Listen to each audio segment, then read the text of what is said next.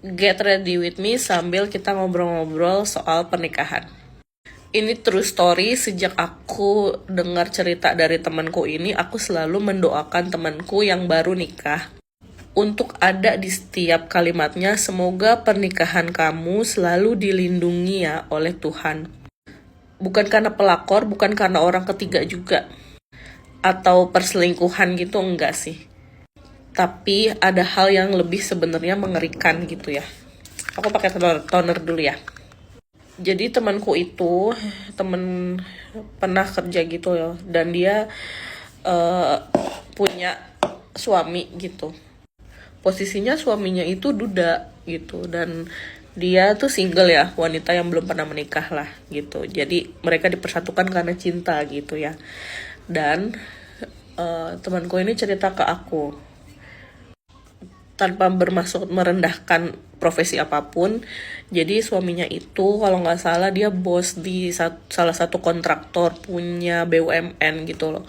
Dan istrinya ini temanku, dia kerjanya di sini punya masa lalu yang mungkin bagi mertuanya itu kurang baik gitu ya.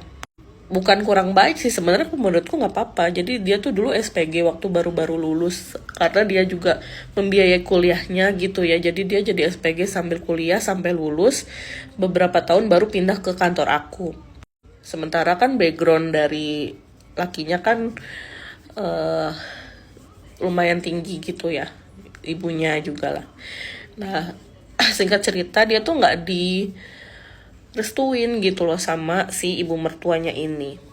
Semua cara dilakukan sama si mertuanya untuk memisahkan temanku sama suaminya. By the way, suaminya tuh punya satu anak yang udah kayak SMP atau SMA gitu, tapi dia tuh akrab banget sama temanku ini, dan mereka tuh sebenarnya happy family gitu. Dan temanku juga bukan tipe yang rese sama anak tiri atau anaknya juga rese sama ibu tiri, enggak. Mereka tuh bener-bener yang jalan bareng, yang nonton bareng gitu loh, happy, belanja bareng gitu, bener-bener rukun gitu.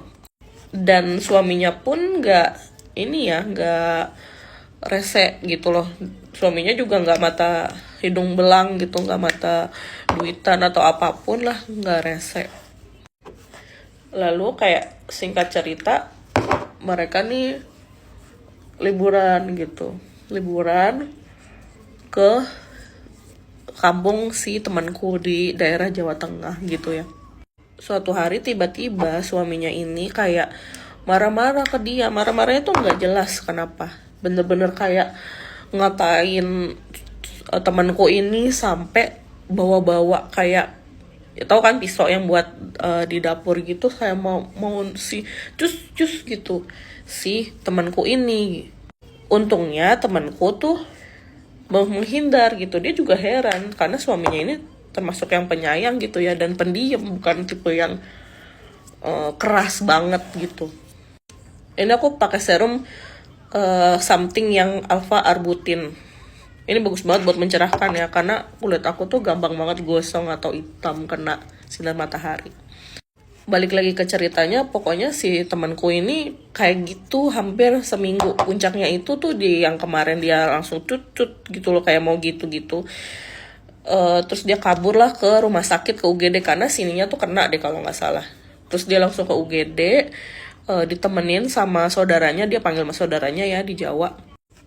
Nah terus kayak saudaranya itu ngajak dia ke salah satu ustadz atau orang pintar lah di situ gitu ya, karena si temanku ini ngerasa kok suaminya tiba-tiba aneh gitu, yang kayak marah-marah, ngamuk gitu ya, bahkan sampai berani melukai dia gitu. Di situ posisinya nggak ada anaknya karena mereka lagi liburan tuh berdua doang, mau ke makam bapaknya, almarhum bapaknya temanku.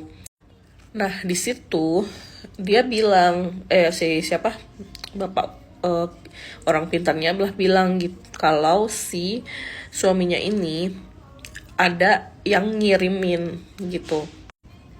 Jadi bikin tidurnya nggak tenang, tengah malam kayak gelisah gitu ya, dan marah-marah sendiri kayak orang stres gitu. Padahal dia juga bukan tipe yang stres karena ya uangnya banyak gitu, kerjaan lancar. Dan di sini tuh temanku nanya gitu, siapa sih yang ngirimin gitu ya.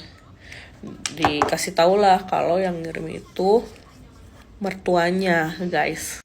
Nah, lucunya lagi, emang temanku agak lucu sih, dia tuh langsung bilang ke ibunya gitu, ke ibu mertuanya ya, kenapa sih pakai begitu-begitu, dan ibunya ngaku gitu. Ibunya ngaku surprisingly. Biasa kan orang kalau gitu nggak ngaku gitu ya. Katanya buat misahin, dia tuh tidak rela anaknya eh, punya istri gitu. Bukan karena ternyata backgroundnya juga gitu, karena si ibu mertuanya ini tidak rela kalau dia punya menantu yang dibiayai sama anaknya. Sebenarnya itu adalah dampak terekstrim sih, kayak uh, suaminya tuh misalkan beli mobil ya, mobilnya tuh SRV gitu. Terus ibunya ini minta juga dibeliin, tapi yang tipenya lebih tinggi gitu. Disuruh cicilin mobilnya gitu. Intinya sebenarnya ibunya nggak setuju dan ada kecemburuan gitu ya.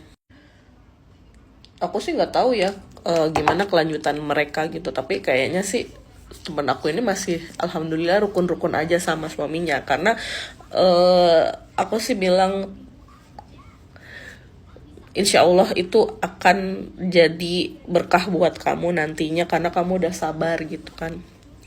Makanya guys, kalau temen kalian ya nikah, kalian tuh doainnya bukan cuma sakinah mawadah warohmah, tapi berdoalah buat temen kalian kalau supaya pernikahan teman kalian itu dilindungi pernikahannya dari apapun ya, dan berkah di setiap langkahnya. Karena yang cuma harus diwaspadain bukan cuma pelakor atau peminor, tapi dari orang-orang terdekat juga, atau dari mata-mata jahat atau ain ya. Karena aku juga sangat percaya banget ain itu ada gitu.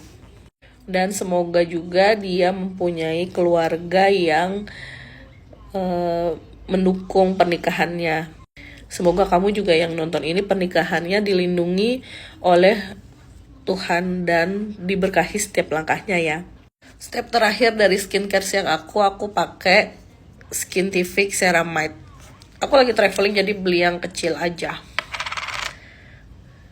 Ini penting banget moisturizer sebelum kalian pakai sunscreen, karena kulit kalian itu harus dibuat tenang, kalem.